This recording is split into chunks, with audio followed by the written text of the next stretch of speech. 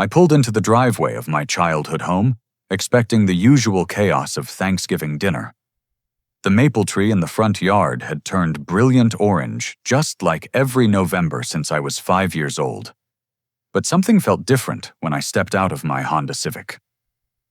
My father stood in the doorway with his arms crossed, blocking the entrance like a bouncer at an exclusive club. My mother lingered beside him, mascara streaking down her cheeks. "You're not invited. Go home." Dad said, his voice colder than the Michigan wind cutting through my jacket. Through the dining room window, I could see my sister Emma laughing with Uncle Derek and my best friend Marcus around the polished oak table. The smell of roasted turkey drifted through the air, mixed with something much more bitter. Standing on the front porch, where I'd taken countless family photos, I felt like I was watching someone else's nightmare unfold. The porch swing, where Mom used to read me bedtime stories, creaked in the wind, a haunting soundtrack to this surreal confrontation. "What are you talking about?" I asked, my voice cracking despite my 28 years. "It's Thanksgiving. We've had dinner together every year since I was born." Dad's jaw tightened, the same expression he wore when he'd caught me breaking windows with baseballs as a kid.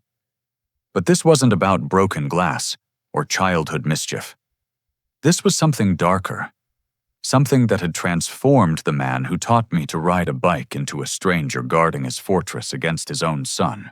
"Don't play innocent with us, Jaws," Mom whispered, using the nickname she'd given me after I'd lost 3 teeth in 1 week at age 7. Hearing it now felt like a knife twisting in my chest. "We know what you did to the family business. We know about the money. The family business. Henderson Construction had been in our family for 3 generations, built by my grandfather's calloused hands and sustained by Dad's relentless work ethic. I'd been the company's financial analyst for 2 years, working 60-hour weeks to modernize their accounting systems and expand their commercial contracts. What money?" I demanded, stepping closer to the door. "I've never touched a penny that wasn't mine. You know that." Emma appeared behind our parents, her blonde hair perfectly styled, despite the emotional hurricane swirling through our home. She'd always been the golden child, the one who could do no wrong in our parents' eyes. Now she looked at me with a mixture of disgust and satisfaction that made my stomach churn. "Stop lying," she spat, producing a manila folder thick with documents. "Marcus showed us everything. Bank statements, transfer records, all of it. $300,000 Jaws. $300,000 stolen from the company over 6 months. I stared at the papers in her hands, my mind racing to process what she was saying. 3 months ago, I'd discovered discrepancies in our quarterly audit. Money was definitely missing, but I'd reported it immediately to our external auditor and recommended a full investigation. The trail had led to irregularities in vendor payments and expense reports, but we'd never identified the culprit. "Emma, I'm the one who reported the missing money," I said, my voice rising. "I'm the one who called for the investigation. Why would I steal money and then expose the theft?" Uncle Derek stepped into view, his massive frame filling the doorway beside my parents. At 6 feet 4 inches and 250 pounds, Derek had always been the family's enforcer, the one who settled disputes with his presence rather than words. Seeing him aligned against me felt like losing a war before the first battle. "Because you got greedy." Derek rumbled his voice, carrying the authority of someone who'd built his own construction empire from nothing. "The external audit was closing in, so you tried to cover your tracks by playing the whistleblower. Classic misdirection." The accusations hit me like physical blows. These weren't strangers making wild claims. This was my family. The people who'd celebrated my college graduation, cheered at my promotion, supported me through every triumph and failure of my adult life. Now they stood united against me, armed with evidence I'd never seen and conclusions I couldn't understand. "Let me see those documents," I said, reaching for the folder. Emma pulled it away from my grasp. "You've seen them before. Your signatures are all over the transfer authorizations. My signatures." The words came out as a whisper. "Emma, I never signed any unauthorized transfers. Whatever you're looking at, it's not legitimate." That's when Marcus appeared in the doorway, stepping around my family with the easy confidence of someone who belonged. Marcus Patterson had been my best friend since elementary school, the best man at my brother's wedding, the person I'd trusted with my deepest secrets and biggest dreams. We'd built tree houses together, chased the same girls in high school, and spent countless weekends fishing at Lake Huron. Now he looked at me with a smile that didn't reach his eyes, the same smile I'd seen him use on clients when he was about to close a difficult sale. "Hey, buddy," he said, his tone dripping with false sympathy. "I really didn't want it to come out this way. I tried to handle it quietly, but your family deserved to know the truth." "What truth?" I shouted, my composure finally cracking. "Marcus, you know I didn't steal anything. You know I'd never hurt this family." His smile widened, revealing teeth that seemed sharper than I remembered. "Actually, Jaws, there's something else your family should know. Emma and I have been dating for 6 months now. We're in love and we're planning to get married next spring." The world tilted on its axis. Emma moved to Marcus's side, threading her arm through his with practiced ease. The gesture was intimate, familiar, natural, in a way that spoke of months of hidden relationship building. They looked like a couple comfortable in each other's space, united in their purpose. 6 months. I stared at my sister, searching for any sign of the little girl who used to braid friendship bracelets for me during summer camp. "Emma, why didn't you tell me? Why all the secrecy?" "Because Marcus knew you'd try to sabotage our relationship," she said, her voice gaining strength. "He warned me that you'd become jealous and possessive once you realized I'd found someone who actually cares about my happiness." The manipulation was breathtaking in its sophistication. Marcus had somehow convinced my sister that I was both a thief and a threat to her romantic future. He'd positioned himself as her protector while painting me as the villain in a story I didn't even know was being written. "This is insane," I said, looking from face to face, searching for any crack in their unified front. "Marcus, we've been friends for 20 years. You know who I am? You know I'd never steal from my own family?" Marcus stepped closer, his voice dropping to a conspiratorial whisper that only I could hear. "Actually, buddy, I know exactly who you are. And now so does everyone else. Funny how things work out, isn't it?" The words hit me like ice water. There was something in his tone, something calculating and cold, that I'd never heard before.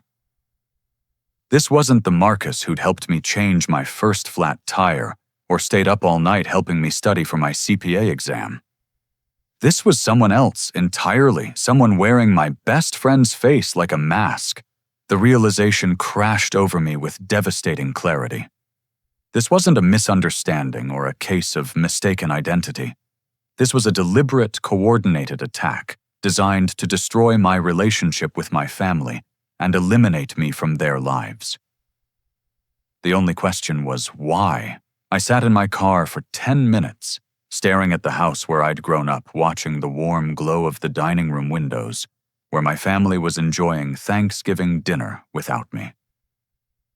The irony wasn't lost on me that I was now the outsider looking in exactly where Marcus had apparently wanted me all along. My phone buzzed with a text from Emma. "Don't try to contact any of us. We've all agreed that we're done with your lies and manipulation. Maybe someday you'll get the help you need, but until then, stay away from our family." Our family. The phrase stung more than any physical blow could have. In the span of 30 minutes, I'd been excommunicated from the only support system I'd ever known, branded as a criminal and a threat to their well-being. But I wasn't going down without a fight. I scrolled through my contacts and found Tyler Morrison, my roommate from Northwestern University, who'd gone on to become a forensic accountant in Chicago. Tyler specialized in white-collar crime investigations, helping law firms and corporations untangle complex financial fraud cases. If anyone could help me understand what was happening, it was him. "Jaws!" Tyler's voice boomed through the speaker, accompanied by the sounds of his own family gathering. "Happy Thanksgiving, brother. How's the Henderson clan treating you?" "Tyler, I need your help," I said, my voice barely steady. "Something terrible has happened, and I don't know where else to turn." The background noise on Tyler's end diminished as he moved to a quieter location. "Talk to me. What's going on?" I explained the entire confrontation from the blocked doorway to the accusations about stolen money to Marcus's revelation about dating Emma. Tyler listened without interruption, his silence growing more ominous as the details piled up. "This sounds like a professional setup," he said finally. "The forged documents, the coordinated family intervention, the romantic manipulation of your sister. Someone with serious financial crime experience designed this operation." "But why would Marcus do this to me?" I asked. "We've been best friends since we were kids. I was the best man at his brother's wedding. I helped him get his job at the investment firm. What could possibly motivate him to destroy my life?" "Money," Tyler said without hesitation. "It's always about money. The question is whether he's trying to steal from your family business, eliminate you as competition for some opportunity, or cover up his own criminal activity by making you the fall guy." Tyler's clinical analysis helped cut through the emotional fog clouding my judgment. This wasn't about friendship or family loyalty. This was about crime, and crime always had logical motives and discoverable evidence. "Can you help me investigate the documents Emma showed me?" I asked. "I never got a close look at them, but if they're claiming I authorized $300,000 in transfers, there should be a paper trail we can analyze." "Absolutely. But I need you to be prepared for what we might find. If Marcus has been planning this for months, the forgeries could be sophisticated enough to fool your family, but sloppy enough for a professional to spot. The question is whether we can gather enough evidence to prove your innocence before he disappears with whatever he's stolen." Tyler paused, and I could hear him thinking through the implications. "Jaws, there's something else you need to consider.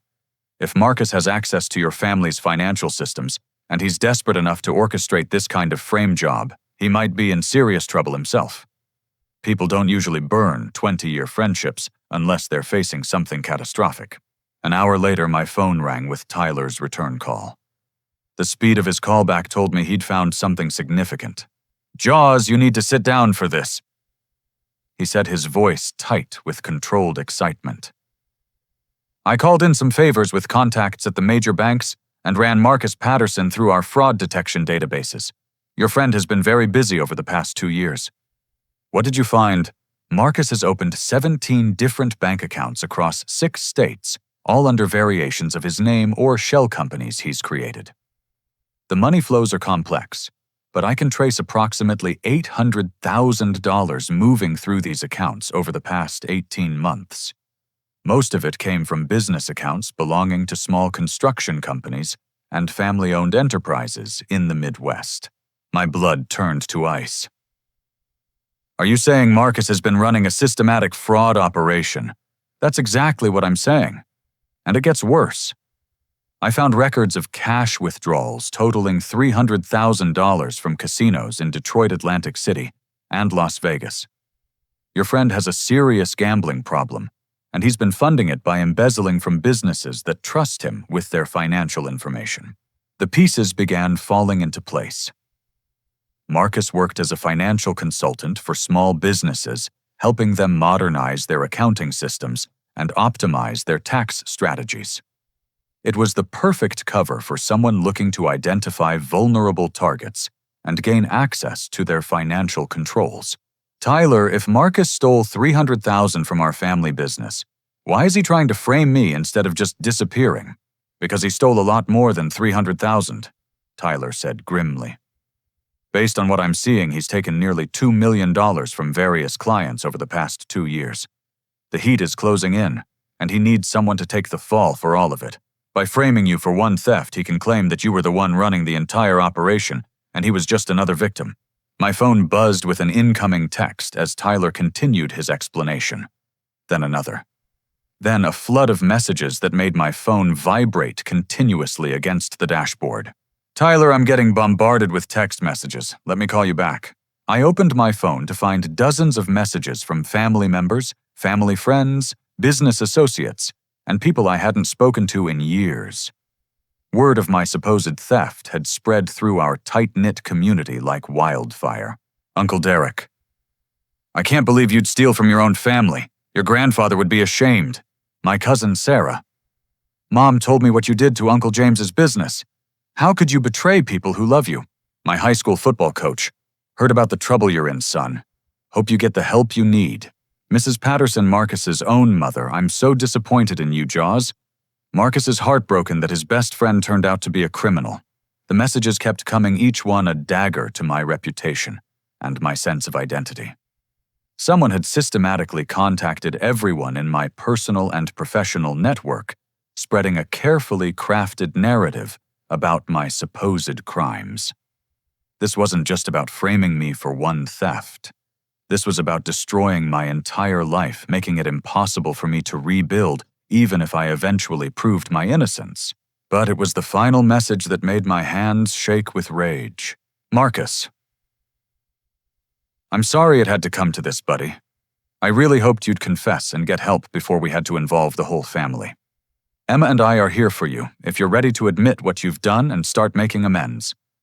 The first step is acknowledging that you have a problem. The audacity was breathtaking.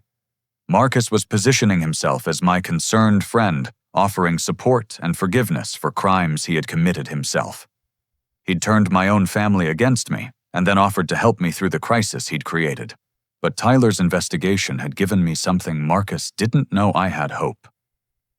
For the first time since being turned away from my family's door, I had evidence that I was being manipulated by a career criminal who'd been planning this destruction for months. I called Tyler back, my voice steadier than it had been all day. Tyler, we need to move fast. Marcus just sent me a text positioning himself as my supportive friend who wants to help me through my confession and recovery. He's not just framing me. He's building a public record of his own innocence and concern for my well-being. Smart, Tyler admitted grudgingly. If this goes to court, he can point to documented evidence of him trying to help you rather than destroy you. He's thinking several moves ahead. Can we beat him at his own game? Tyler was quiet for a long moment. Maybe. But we're going to need more than bank records and suspicious patterns. We need proof that he forged your signatures, evidence that he's been gambling with stolen money, and documentation of his other victims.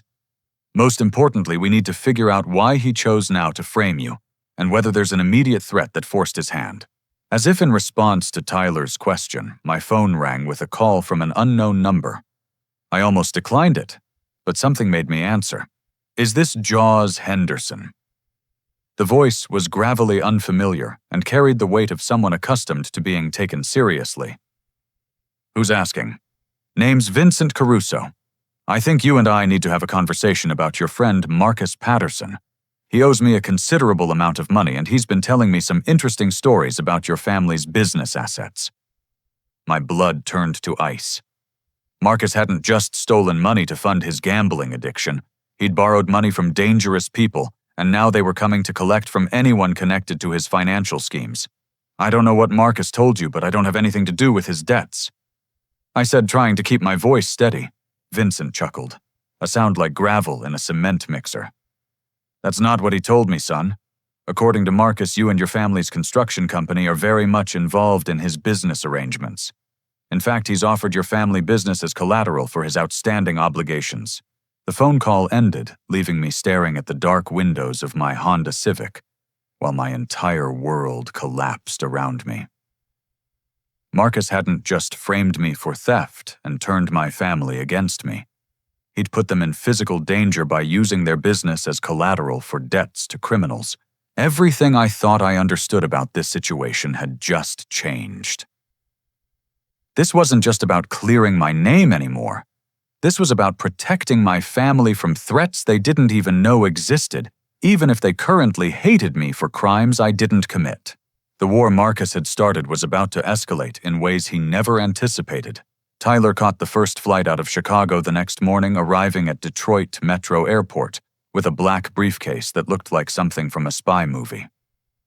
We met at a Denny's near the airport, far enough from my hometown to avoid any chance encounters with family members or their allies. Before we dive into what I found, you need to understand the scope of what we're dealing with, Tyler said, spreading documents across the sticky table. This isn't just about Marcus stealing money or framing you for theft.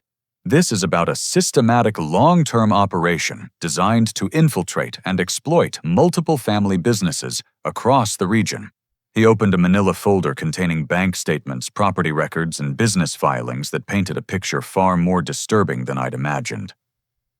Marcus hadn't stumbled into criminal behavior because of gambling addiction. He'd been operating as a professional predator for years, targeting family-owned businesses with specific characteristics that made them vulnerable to financial manipulation. Look at this pattern, Tyler said, pointing to a spreadsheet he'd created. Over the past 3 years, Marcus has provided financial consulting services to 11 family businesses in Michigan, Ohio, and Indiana. All of them are second- or third-generation companies with aging founders, adult children, involved in management and substantial assets, but relatively unsophisticated financial controls.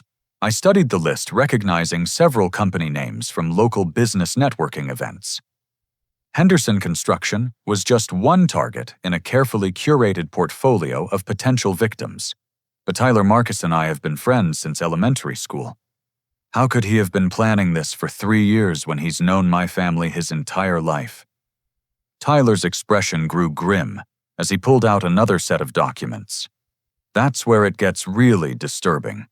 I did some digging into Marcus's background, and there are some gaps in his personal history that don't add up. He showed me a timeline he'd constructed of Marcus's life, highlighting periods where official records were sparse or contradictory.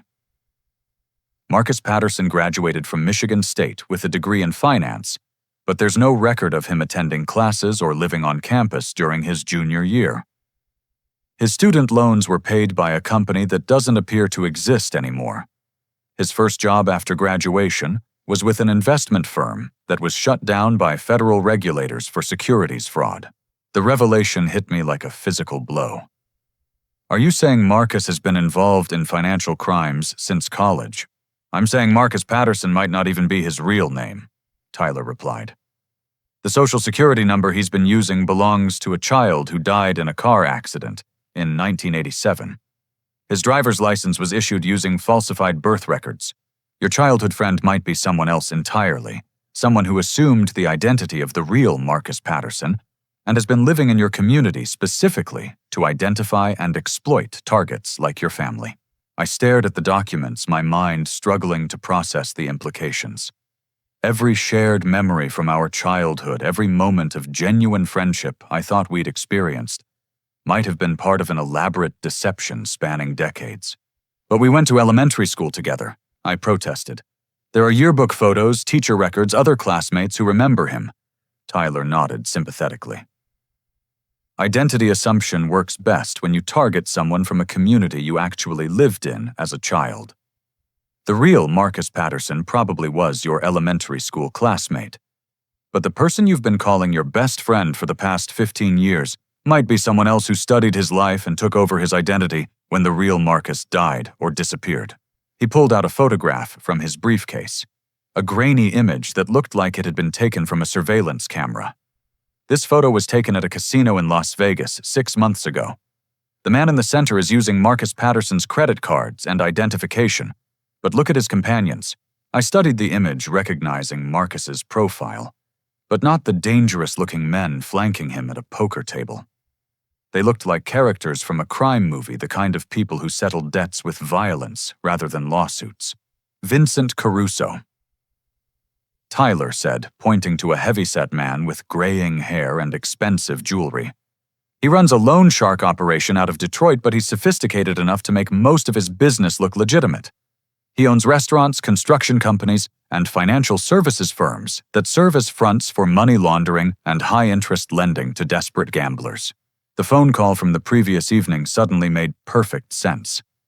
Marcus hadn't just borrowed money from dangerous people. He'd become entangled with an organized crime operation that viewed my family's business as a recoverable asset. Tyler, if Marcus is working with people like this, my family is in immediate physical danger.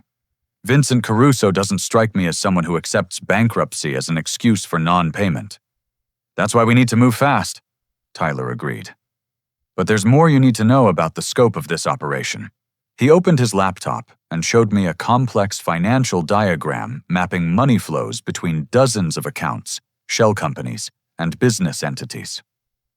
Marcus hasn't been working alone.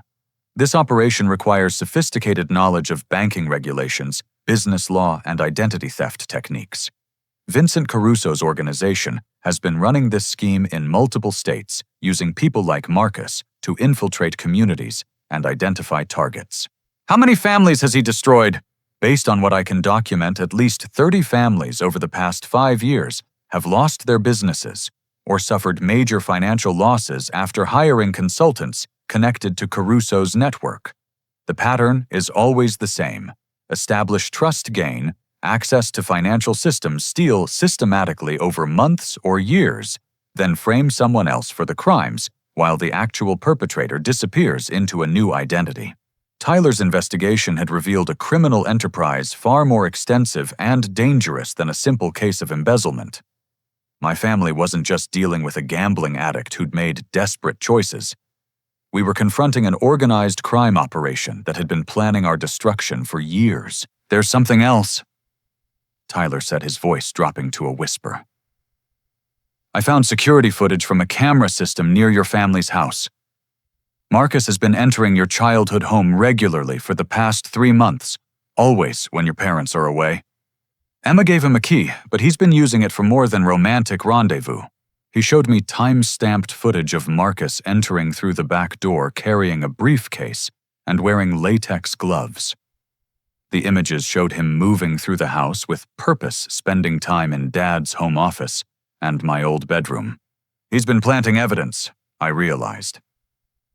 The bank statements Emma showed me the transfer authorizations with my forged signature. He's been setting up the frame job for months, building a case against me piece by piece. And here's the most disturbing part, Tyler said, pointing to a particular timestamp. This footage was taken 3 days before Thanksgiving. Marcus knew exactly when your family was going to confront you because he planned the entire timeline. The evidence, the family meeting Emma's emotional support, even the dinner invitation that brought you to the house at the perfect moment for maximum psychological impact. The sophistication of the manipulation was breathtaking. Marcus hadn't just committed financial crimes. He'd orchestrated a psychological warfare campaign designed to destroy my relationship with my family, while positioning himself as their protector and new family member. Tyler, we have enough evidence to prove Marcus is a criminal and that I've been framed. But how do we protect my family from Vincent Caruso's organization? Even if we expose Marcus, the people he owes money to won't just disappear. Tyler closed his laptop and looked me directly in the eyes. We're going to need help from law enforcement. But before we contact the FBI, we need to gather enough evidence to bring down the entire operation. If we just expose Marcus, Vincent will find another way to collect what he's owed, and your family will still be in danger. What do you have in mind? We're going to set a trap, Tyler said with a grim smile. Marcus thinks he's won, but he doesn't know that we've uncovered his real identity and his connections to organized crime. We're going to use his overconfidence against him and get him to confess to crimes that will put him away for decades while simultaneously giving the FBI everything they need to dismantle Vincent Caruso's entire network. The plan Tyler outlined was dangerous, complex, and required perfect timing. But for the first time since being turned away from my family's Thanksgiving dinner, I felt like we had a chance to not only clear my name, but also protect the people I loved from threats they didn't even know existed. The war Marcus had started was about to turn in our favor, but first we had to survive the battle that was coming. The coffee shop Marcus chose for our meeting was perfect for his purposes, and even better for ours. The daily grind sat in a strip mall between Emma's apartment complex and the community college, a neutral location where he could feel confident and in control. What Marcus didn't know was that Tyler had arrived 2 hours early to set up surveillance equipment and coordinate with the FBI agents who were monitoring the situation from unmarked vehicles in the parking lot. I wore a wire taped to my chest, hidden beneath a Michigan State sweatshirt that Marcus would recognize as a sentimental favorite from our college days. The irony wasn't lost on me that I was using our shared history as camouflage for the operation that would expose his true nature. Marcus arrived 15 minutes late, a power play designed to reinforce his position of dominance. He looked relaxed, almost cheerful, like someone who'd just resolved a difficult situation to his complete satisfaction. His confidence would be his downfall. "Jaws," he said, extending his hand for a shake as if we were meeting for a casual catch-up session. "Thanks for agreeing to meet. I know yesterday was tough for everyone, but I think it's important that we handle this situation like adults." I shook his hand, noting the expensive watch he was wearing, and the designer jacket that cost more than most people's monthly salary. For someone concerned about a friend's criminal behavior, Marcus was certainly enjoying the financial benefits of his supposed discoveries. "Marcus, we need to talk about what happened yesterday," I said, following the script Tyler and I had rehearsed. "My family thinks I stole $300,000, but you know that's not true. You know I'd never hurt them." His smile never wavered, but something shifted in his eyes, a calculation that reminded me of a predator evaluating wounded prey. "Actually, buddy, I know exactly what happened. The evidence is pretty clear, and I think the best thing for everyone is if you admit what you've done and start working on making amends."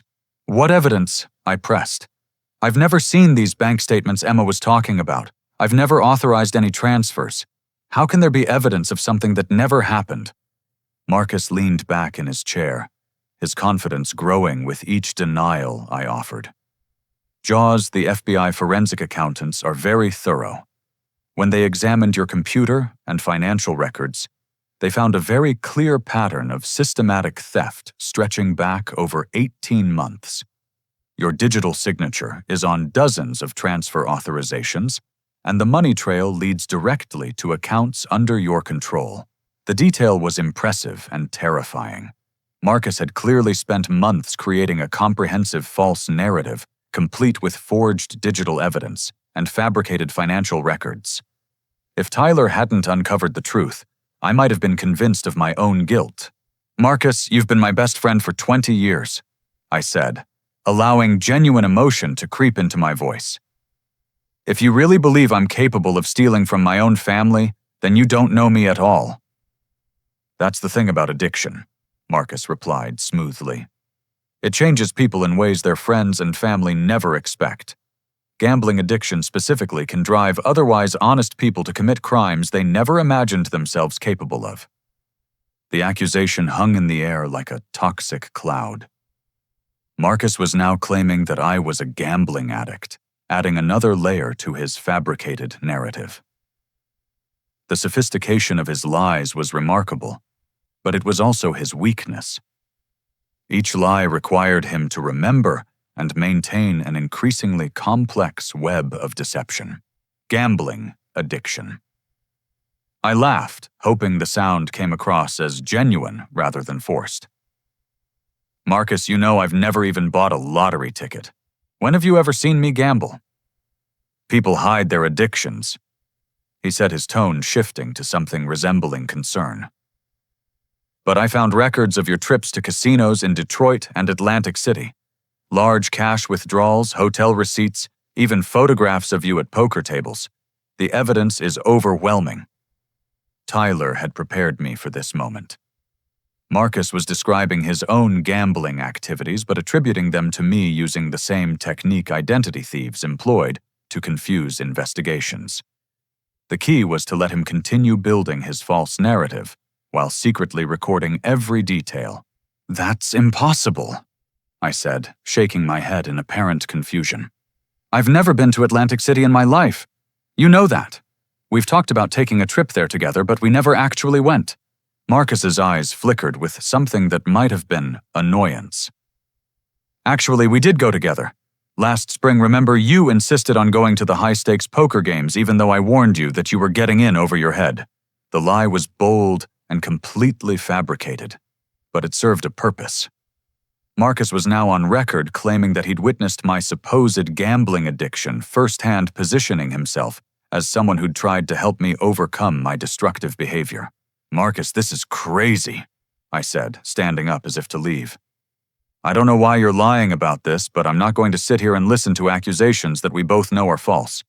Sit down, Marcus said, his mask of concern slipping just slightly. We're not done talking. The shift in his tone was subtle, but unmistakable. For just a moment, the friendly facade dropped, and I caught a glimpse of the predator beneath. Tyler had been right. Marcus was someone else entirely, someone who'd been playing a role for years while planning my family's destruction. I sat back down, pretending to be intimidated by his sudden authority. What else do you want to say? Marcus leaned forward, lowering his voice to a conspiratorial whisper. Jaws, there are people involved in this situation who don't have your family's best interests at heart. The money you stole wasn't just sitting in a bank account. It was promised to some very serious individuals who don't accept excuses or payment delays. The confession was exactly what Tyler and the FBI needed. Marcus was now admitting that the stolen money was connected to dangerous third parties, linking himself to the criminal conspiracy we'd uncovered. What are you talking about? I asked, allowing fear to creep into my voice. What people? Let's just say that Vincent Caruso isn't the kind of person who forgets about debts. Marcus said, his confidence returning as he interpreted my fear as genuine rather than performance. He's been very patient, but his patience has limits. If the money isn't returned soon, he's going to start collecting from other family assets. The threat was explicit and recorded. Marcus had just confessed to involving my family in a debt arrangement with a known criminal, using their business as collateral without their knowledge or consent. Marcus, how do you even know Vincent Caruso? I asked, pushing for more details. And what does any of this have to do with my family's business? Marcus smiled, the expression cold and calculating. I know Vincent because I've been working with him for 3 years, identifying businesses with sufficient assets to serve as collateral for high-interest loans. Your family's construction company was always the prize target, but I needed time to gain their trust and access their financial systems. The admission was comprehensive and damning. Marcus had just confessed to being part of a criminal conspiracy, using his relationship with my family to facilitate organized crime activities. So you've been lying to me for 3 years? I asked, my voice rising with apparent shock and betrayal. I've been lying to you for a lot longer than that. Marcus laughed, the sound devoid of any warmth or friendship. Did you really think it was a coincidence that I moved back to town, right when your family's business started expanding? Did you think it was luck that I happened to specialize in exactly the kind of financial consulting your father needed? The confession continued, each word another nail in the coffin of his defense. Tyler and the FBI were recording a career criminal admitting to years of premeditated fraud, identity theft, and conspiracy. But Marcus wasn't finished. The best part is that your family actually believes I'm protecting them from you. Emma thinks I'm her knight in shining armor, rescuing her from a criminal brother. Your parents think I'm the son they wish they'd had, someone trustworthy and reliable who would never steal from the people who love him. His satisfaction was evident, the pleasure of a predator who'd successfully deceived his prey for years. But that satisfaction was about to become his greatest vulnerability. Marcus, I said quietly, there's something you should know. What's that, buddy? I reached into my pocket and pulled out my phone, holding it up so he could see the active recording app on the screen. I've been recording this entire conversation, and those aren't just random people sitting in the parking lot. They're FBI agents who've been investigating Vincent Caruso's organization for 2 years. Marcus's face went white as the implications crashed over him. The confident predator vanished, replaced by a cornered animal, realizing the trap had already closed around him. You're bluffing, he said, but his voice lacked conviction. I gestured toward the window where Tyler was standing next to a black SUV, speaking into a radio. Tyler Morrison, forensic accountant with the Chicago FBI field office. He flew in yesterday to coordinate this operation after uncovering your real identity and your connections to organized crime. Marcus lunged for my phone, but it was too late. The confession was already uploaded to secure FBI servers, and backup recordings were running on equipment hidden throughout the coffee shop. You have no idea what you've done! Marcus snarled, his friendly mask completely abandoned. Vincent Caruso doesn't forget, and he doesn't forgive. Even if you've recorded me confessing, he's still going to collect what he's owed from your family's assets. Actually, I said, standing up as FBI agents entered the coffee shop from multiple directions. Vincent Caruso was arrested this morning along with 15 members of his organization. Your confession was the final piece of evidence they needed to secure federal racketeering charges against the entire network. Marcus's world collapsed in real time as he realized that his elaborate scheme had not only failed, but had provided law enforcement with everything they needed to dismantle the criminal enterprise he'd been part of for years. Agent Sarah Chen approached our table, her badge clearly visible, and her expression professionally stern. Marcus Patterson, also known as Michael Reynolds, also known as David Thompson.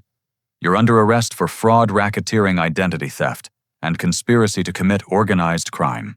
As the handcuffs clicked around Marcus's wrists, he looked at me with a mixture of rage and something that might have been respect. You always were smarter than I gave you credit for, Jaws. I just wish you'd used that intelligence to mind your own business.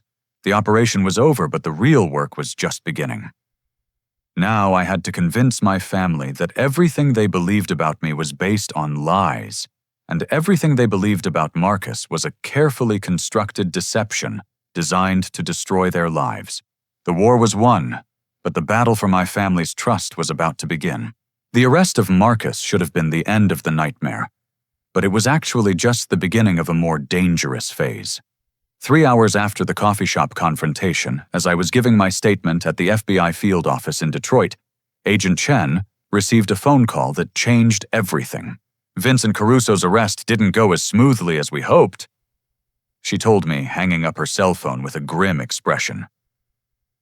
2 of his top lieutenants escaped the raid, and they've made it clear that they consider your family responsible for the collapse of their money laundering operation.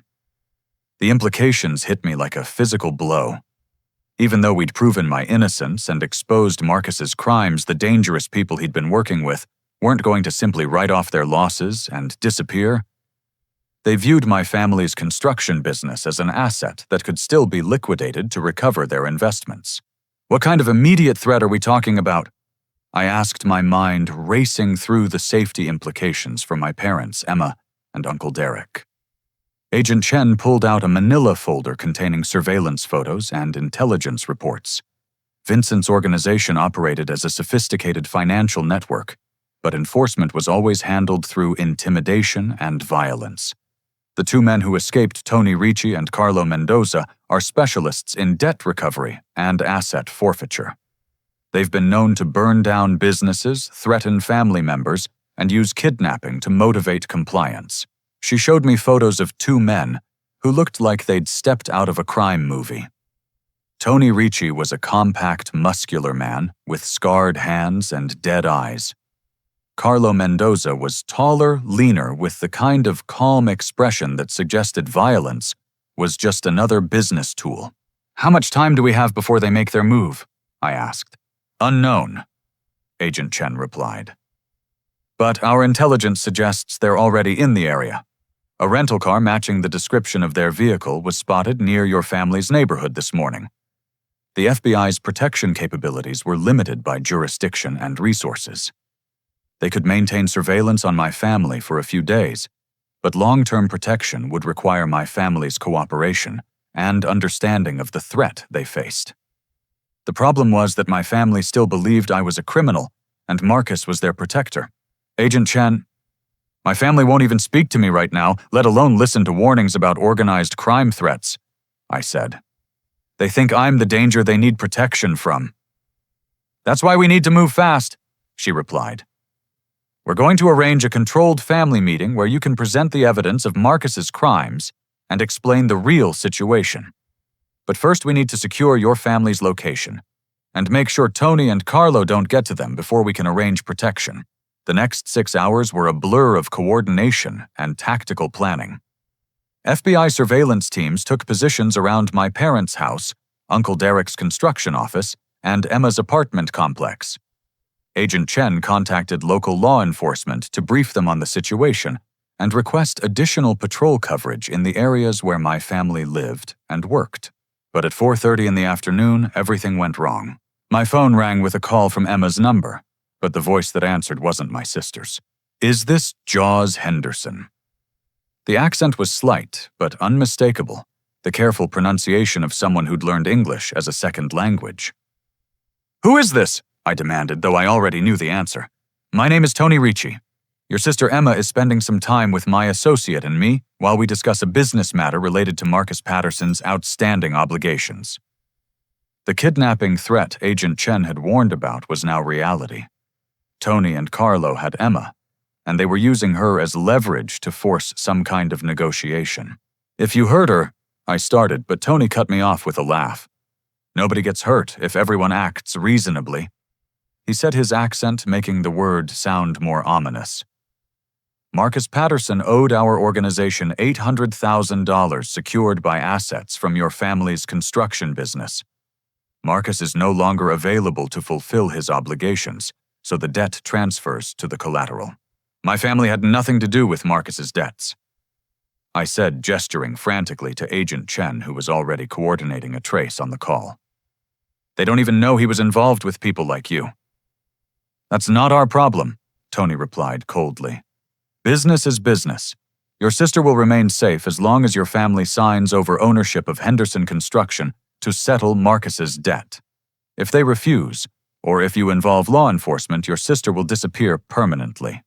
The line went dead, leaving me staring at my phone while Agent Chen coordinated an emergency response with her team.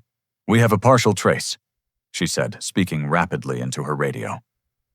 The call originated from somewhere in the industrial district near the river, but they're probably using burner phones and changing locations regularly. The FBI's tactical response team was already mobilizing, but finding Emma in a city the size of Detroit would take time we didn't have. Tony and Carlo were professionals who understood law enforcement response protocols. They'd chosen their timing and location specifically to maximize their leverage while minimizing their exposure to capture. "Agent Chen, what are my family's options?" I asked. "Even if they signed over the business, there's no guarantee Tony and Carlo would release Emma safely. People like that don't leave witnesses." "You're right," she admitted grimly. "But we can't tell your family that without creating panic that might endanger Emma further. Right now we need to focus on finding her location and preparing a rescue operation." My phone rang again, this time from Dad's number. Jaws. Dad's voice was strained, frightened in a way I'd never heard before. "2 men just came to the house. They said Emma has been kidnapped because of money you stole. They want us to sign papers giving them ownership of the business or they'll kill her." The manipulation was brilliant and terrifying. Tony and Carlo were presenting themselves to my family as debt collectors, pursuing legitimate claims against me, positioning the business transfer as a reasonable solution to a problem I'd created. "Dad, listen to me very carefully," I said. "The men who took Emma are criminals who worked with Marcus Patterson. I didn't steal any money. Marcus was running a fraud operation for an organized crime syndicate, and now they're trying to collect debts by threatening our family." "That's ridiculous," Dad replied, but his voice lacked conviction. "Marcus showed us proof that you stole $300,000. He's been trying to protect us from your criminal behavior." "Dad, Marcus was arrested by the FBI 3 hours ago for fraud, identity theft, and racketeering," I said. "The proof he showed you was forged. He's been planning to steal from our family for years, and Emma's kidnapping is part of his criminal associate's plan to liquidate our assets." The silence on Dad's end stretched for long seconds as he processed information that contradicted everything he'd believed for the past 24 hours. "If Marcus was arrested, how do we know Emma's kidnapping isn't something you arranged to cover your tracks?" he asked finally. The question hit me like a physical blow. Even facing his daughter's kidnapping, Dad's trust in me had been so thoroughly destroyed that he considered me capable of orchestrating violence against my own sister. "Dad, I'm at the FBI field office right now. I'm working with federal agents to find Emma and arrest the people who took her. You can verify everything I'm telling you by calling the number Agent Chen is about to give you. Agent Chen took my phone and spoke directly to my father, providing federal badge numbers and case file information that he could independently verify. The conversation lasted 10 minutes, with Dad asking detailed questions about the evidence against Marcus and the scope of the organized crime investigation. When Agent Chen handed my phone back, Dad's voice had changed completely. "Son, I owe you an apology that I can't even begin to express." He said, his words heavy with shame and regret. "We should have trusted you. We should have investigated before believing Marcus's lies. Now Emma is in danger because we were too proud and too stupid to see what was really happening." "Dad, we'll have time to talk about apologies after we get Emma back safely," I said. "Right now I need you and Mom to pack essential items and go to Uncle Derek's house. The FBI is setting up a command post there, and you'll be safer with federal protection until this is resolved." The next phase of the crisis was about to begin, but for the first time since being turned away from Thanksgiving dinner, my father and I were on the same side. The question was whether we could find Emma before Tony and Carlo decided that holding a hostage was more trouble than it was worth. The real war was just beginning, and Emma's life hung in the balance. Uncle Derek's construction office had been transformed into a makeshift command center, with FBI agents monitoring communications equipment, while tactical teams coordinated search patterns across the industrial district. The irony wasn't lost on me that the family business Marcus had tried to steal was now serving as headquarters for the operation to save Emma's life. Agent Chen spread maps across Derek's conference table marking potential locations where Tony and Carlo might be holding my sister. Red pins indicated abandoned warehouses, blue pins marked construction sites, and yellow pins showed buildings with recent rental activity that could provide temporary hideouts. "The challenge is that they're professionals," Agent Chen explained to my assembled family. "Tony Ricci and Carlo Mendoza have been running kidnapping and extortion operations for Vincent Caruso's organization for 5 years. They understand law enforcement tactics, and they've chosen Detroit specifically because they know the territory." Mom sat in Derek's office chair, clutching a cup of coffee that had gone cold hours ago. The transformation in her demeanor since learning the truth about Marcus was heartbreaking. The confident woman who'd stood beside Dad blocking our front door had been replaced by someone consumed with guilt and terror for Emma's safety. "How could we have been so wrong about Marcus?" she whispered, speaking to no one in particular. 20 years of friendship and we never saw what he really was." "Because he's a professional con artist," I said, sitting down beside her. "Mom, identity theft and long-term deception are sophisticated crimes that fool people much more experienced than our family. Marcus studied us for years, learning exactly what to say and do to gain our trust while planning our destruction." Dad paced behind the conference table, his contractor's hands clenched into fists that had no target to strike. "When this is over, when Emma is safe, I'm going to spend the rest of my life making up for what we did to you yesterday." "Dad will have plenty of time to rebuild our relationships after we get Emma back," I replied. "Right now we need to focus on using everything we know about Marcus to figure out where Tony and Carlo might take her."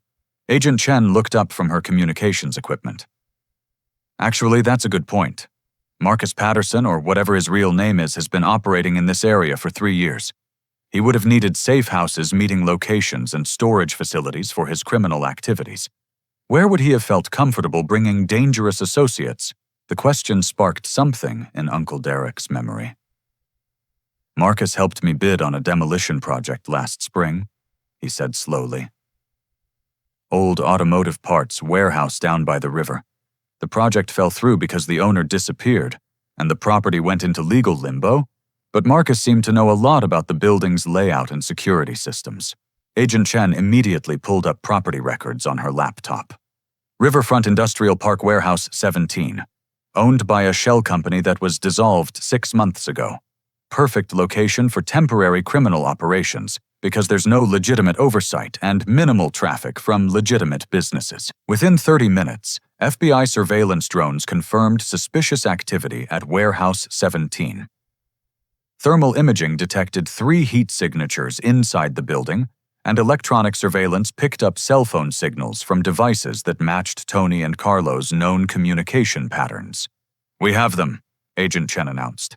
"But we need to approach this carefully. Tactical teams are in position, but a forced entry rescue operation carries significant risks to the hostage." That's when I had an idea that was either brilliant or completely insane. "What if we don't force our way in?" I suggested. "What if we give Tony and Carlo exactly what they want, but on our terms instead of theirs?" Agent Chen raised an eyebrow. "Explain." "Marcus spent months setting up a fake business transfer plan to steal our family's assets." I said, my mind racing through the possibilities. "We have all of his forged documents and fabricated financial records. What if we use those same materials to create a fake business transfer that looks legitimate to Tony and Carlo, but actually leads them into a trap?" The plan I outlined was complex and dangerous, but it had one crucial advantage. It used the criminals' own greed and criminal expectations against them. Tony and Carlo expected to collect a valuable business asset as payment for Marcus's debt. If we could convince them that they were getting Henderson Construction through a legitimate transfer, we could control the time and location of the exchange while ensuring Emma's safety. "It's risky," Agent Chen admitted, "but it gives us the best chance of recovering your sister without a firefight that could get her killed." Dad stepped forward, his voice steady despite the circumstances. "What do you need from us to make this work? We need you to act like a defeated family that's giving up everything to save Emma," I explained. "Tony and Carlo need to believe that you're broken, scared, and willing to sign over the business because you have no other choice.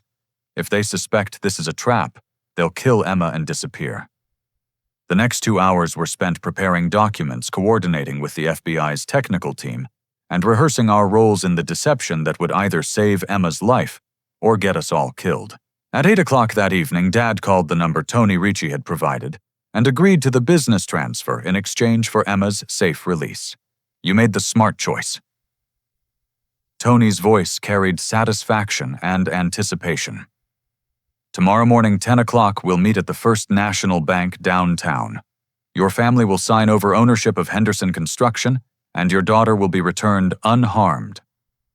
"How do we know you'll keep your word?" Dad asked, his voice perfectly conveying the desperation of a father who'd lost all leverage. "Because business is business," Tony replied. "Once we have what we came for, your family has no value to us. Killing your daughter would just create unnecessary law enforcement attention." The call ended, leaving us with 16 hours to prepare for an operation that would either end the nightmare or escalate it beyond our worst fears. Agent Chen's tactical team spent the night positioning undercover agents throughout the downtown area, setting up communication intercepts, and preparing contingency plans for multiple scenarios. The bank had been evacuated and replaced with FBI personnel posing as employees, turning the entire building into a controlled environment. But at dawn, everything changed again. My phone rang with another call from Emma's number, but this time it was my sister's voice on the line. Jaws. Emma sounded exhausted, frightened, but alert. "I don't have much time. They think I'm in the bathroom, but I managed to get my phone back for a few minutes." "Emma, are you hurt?" I asked frantically. "Where are you?" "I'm okay, but Jaws, there's something you need to know. Tony and Carlo aren't planning to honor any deal with Dad. I heard them talking. After they get the business documents signed, they're going to kill all of us and disappear with the assets. This was never about releasing me safely." The revelation confirmed my worst fears about dealing with professional criminals. Tony and Carlo had never intended to honor their agreement. The bank meeting was designed to eliminate witnesses while securing the business transfer, leaving them free to liquidate Henderson Construction without interference. "Emma, stay calm and stay safe," I said. "We're coming for you, but I need you to be ready to move when we give you the signal." "What signal?" "When you hear sirens, get as far away from Tony and Carlo as possible. The FBI is going to hit your location with everything they have." Emma's voice dropped to a whisper. "Jaws, I'm so sorry about yesterday. I'm so sorry we didn't trust you. Marcus told me so many lies about you wanting to hurt the family." "Emma, we'll talk about all of that after we get you home safe," I said. Right now, just focus on surviving the next few hours. The call ended, leaving us with a new understanding of the stakes we were facing. This wasn't just about recovering stolen money or clearing my name anymore. This was about preventing Tony and Carlo from murdering my entire family while stealing everything we'd worked generations to build. The final battle was about to begin, and there would be no second chances. The FBI tactical assault on Warehouse 17 began at 6:30 in the morning, 90 minutes before the scheduled bank meeting. Agent Chen had decided that Emma's intelligence about Tony and Carlo's plans to kill witnesses changed the risk calculations completely. A controlled rescue operation was safer than allowing the criminals to maintain the illusion of a legitimate business transaction. I watched from a command vehicle parked 3 blocks away as teams of federal agents surrounded the building from multiple directions. Thermal imaging confirmed that Emma was being held in a second-floor office, while Tony and Carlo were on the ground floor, apparently preparing for their departure to the bank. Remember, we need at least one of them alive to testify about Vincent Caruso's organization and Marcus Patterson's role in the larger conspiracy, Agent Chen said into her radio. But if they threaten the hostage, neutralize the threat immediately. The breach happened simultaneously from 4 entry points, with flashbang grenades disorienting the targets, while tactical teams secured Emma's location. Within 3 minutes, it was over. Hostage recovered, suspects in custody, came the voice through Agent Chen's radio. Emma Henderson is unharmed and asking for her family. The relief that washed over me was so intense it felt like physical pain releasing from every muscle in my body. For 36 hours, I'd carried the weight of knowing that my sister's life was in danger because of crimes committed against our family by someone we'd trusted completely. At the hospital where Emma was taken for precautionary medical evaluation, our family reunion was awkward, emotional, and healing all at the same time. The past 2 days had destroyed assumptions we'd held about each other for decades, while revealing truths that none of us had been prepared to face.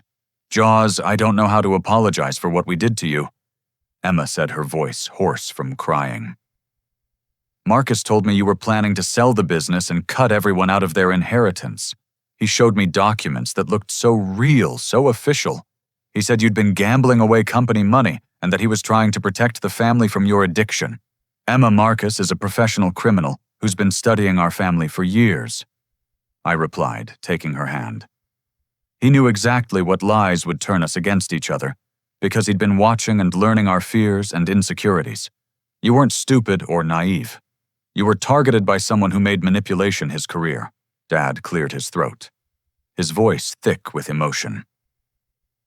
Son, I need you to know that blocking you from our door on Thanksgiving was the worst decision I've ever made as a father. We should have talked to you directly instead of believing someone else's version of events. We should have remembered who you are instead of accepting accusations that contradicted everything we knew about your character. The conversation continued for hours with each family member acknowledging their role in the crisis while working to understand how Marcus had manipulated our relationships so successfully. The healing process would take months, but the foundation of trust was being rebuilt through honest communication and shared commitment to protecting each other in the future. 3 weeks later, Marcus Patterson, whose real name turned out to be Michael Reynolds, was sentenced to 12 years in federal prison for fraud, racketeering, identity theft, and conspiracy charges. The investigation Agent Chen led had uncovered a criminal network spanning 8 states with dozens of victims who'd lost their businesses or life savings to sophisticated financial predators. Vincent Caruso received 25 years for organizing the criminal enterprise, while Tony Ricci and Carlo Mendoza were sentenced to 15 years each for kidnapping, extortion, and conspiracy charges. The entire organization was dismantled, with assets seized and distributed to victims who'd lost money to their various schemes. Henderson Construction not only survived the crisis, but emerged stronger than before. Dad implemented new financial controls and oversight procedures that made the company virtually immune to future fraud attempts. He also made me chief financial officer and gave Uncle Derek a partnership stake that reflected his decades of loyalty and support. But the most significant change was in our family's communication and decision-making processes. We'd learned that trust without verification was dangerous, that family loyalty required asking hard questions when situations didn't make sense, and that protecting each other meant staying connected even when external pressures tried to divide us. 6 months after the arrest, Tyler Morrison moved back from Chicago to help me start a consulting business that specialized in helping family-owned companies protect themselves from financial predators. We called it Shield Financial Security, and our first client was a construction company in Ohio that had been targeted by one of Vincent Caruso's associates. The work was deeply satisfying because it transformed our painful experience into protection for other families who might face similar threats. Every business we helped secure was a family that wouldn't have to endure the betrayal, manipulation, and danger that had nearly destroyed us. 1 year later at our Thanksgiving dinner, the conversation was very different from the previous year's catastrophe.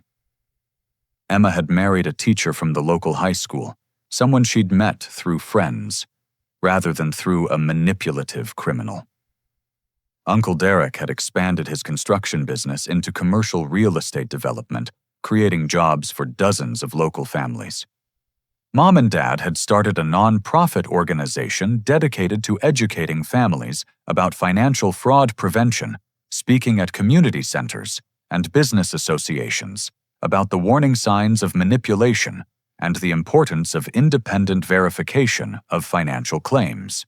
During dinner, as we shared what we were grateful for, I reflected on how the worst betrayal of our lives had ultimately led to greater strength, deeper relationships, and a meaningful mission to protect other families from similar threats. I'm grateful that we learned the truth about Marcus before he could destroy us completely, I said when my turn came. I'm grateful that Emma survived her kidnapping safely. I'm grateful that we've grown closer as a family by working through this crisis together. And I'm grateful that we've found ways to help other families avoid the pain we experienced. Emma raised her wine glass in a toast. To families that stick together even when everything seems to be falling apart. To the importance of asking questions when something doesn't feel right. And to second chances that make us stronger than we were before. The toast was echoed around the table, a family that had been nearly destroyed by professional manipulation, but had emerged with deeper bonds, clearer communication, and a shared purpose that made our relationships more meaningful than they'd ever been. As I looked around the table at the people I loved most in the world, I realized that Marcus Patterson's greatest crime wasn't stealing money or framing me for theft. His greatest crime was underestimating the power of a family that chooses to fight for each other when the truth finally emerges. Trust must be earned and verified, but genuine love can survive even the most sophisticated deceptions when people choose accountability, growth, and protection over pride and assumptions. Sometimes the worst betrayals lead to the greatest transformations, and the families that survive together become stronger than they ever imagined possible. Have you ever experienced betrayal from someone you trusted completely? And how did you rebuild those relationships afterward?